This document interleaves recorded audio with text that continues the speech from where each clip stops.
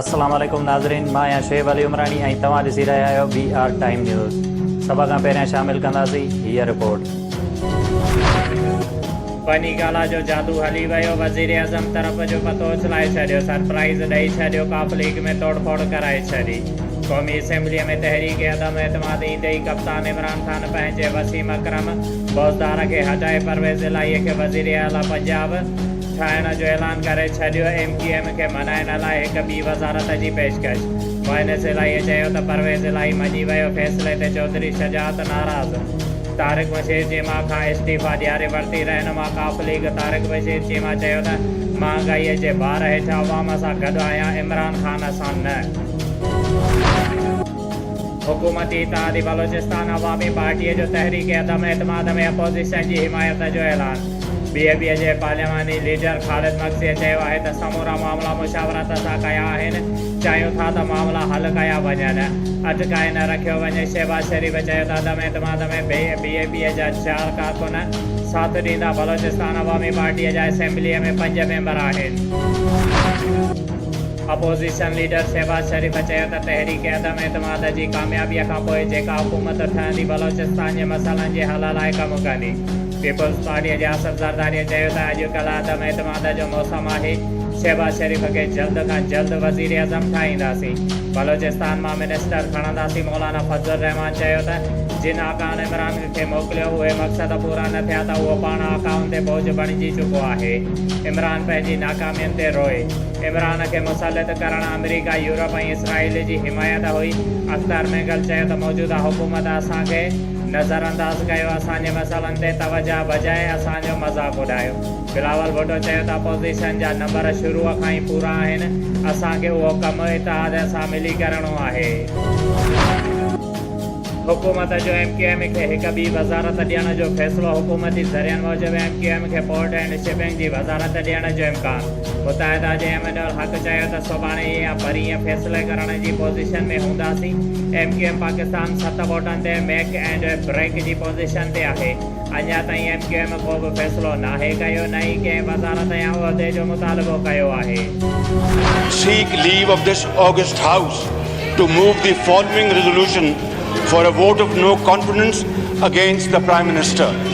जी, वो अराकीन जो इसकी हमायत में हैं अपनी निशस्तों पे खड़े हो जाएं। 161 अराकीन तहरीक की हमायत में खड़े हैं, लिहाजा वज़ीर आज़म के खिलाफ अदम एतमाद के वोट की करारदाद पेश करने की इजाज़त दी जाती है। जी, This House resolves that it has no confidence in the Prime Minister, Mr. Imran Khan Niazi, and consequently he shall cease to hold office under clause 4 करारदाद पर बहस रूल 37 के सब रूल 5 के तहत बरोज़ जुमेरात 31 मार्च 2022 को होगी। ईवान की कार्रवाई बरोज़ जुमेरात 31 मार्च 2022 दोपहर 4 बजे तक मुलतवी की जाती। वज़ीर आज़म इमरान ख़ान जे ख़िलाफ़ अदम एतमाद जी तहरीक क़ौमी असैम्बलीअ में पेश।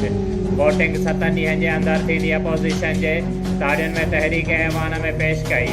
तहरीक ते बहस लाइ इजलास ख़मीस 31 मार्च ताईं मुलतवी। वोटिंग 31 मार्च ते बि थी सघे थी।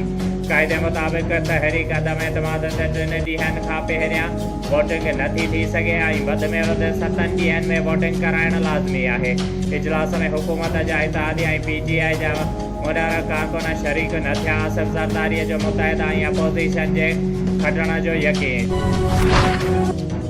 वफ़ाक़ खां पोइ पंजाब अपोज़िशन जे निशाने ते।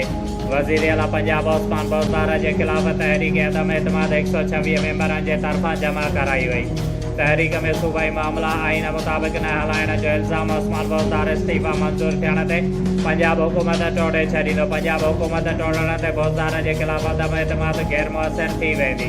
परवेज़ इलाही वज़ीर आला जो उहिदो संभाले एतमाद जो वोट वठंदो। वज़ीर आला जो उहिदो संभालण खां पहिरियां तरीन ग्रुप खे एतमाद में वठणो पवंदो। पंजाब में तहरीक अदम एतमाद खां पोइ सियासी राबतनि में तेज़ी। तरीन ग्रुप जो जहांगीर तरीन सां राब्तो मौजूदा सूरत हाल खां आगाह कयो। मुशावरती इजलास अॼु ऐं सुभाणे घुराइण जो इम्कान। जहांगीर तरीन ग्रुप खे मुताहिदा ऐं पाण में राब्तो रखण जी हिदायत।